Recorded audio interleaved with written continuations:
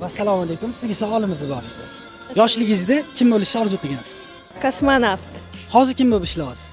marketolog. Nima sababdan u orzuyingizga erisha olmagansiz? Men bildimki, marketolog agar bo'lsam, men shu professiyani videoga olishim mumkin bo'ladi. Sun'iy qilib, хотя бы kamerada shu kosmonavtda bo'laman. Hech kim qarshilik qilmaganmi bu sohaga kirishingizga?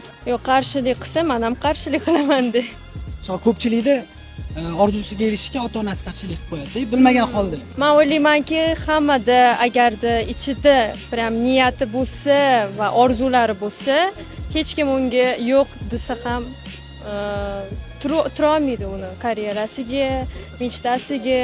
Agarda chin tildan xohlasanglar, albatta bu narsa bo'ladi. Orzu qilganligi, orzuligi orzu bo'lib qolmasligi uchun ikki og'iz o'zingizning fikringiz.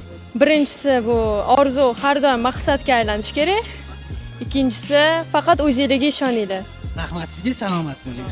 Agarda chin tildan xohlasanglar, albatta bu narsa bo'ladi. Orzu har doim maqsadga aylanishi kerak.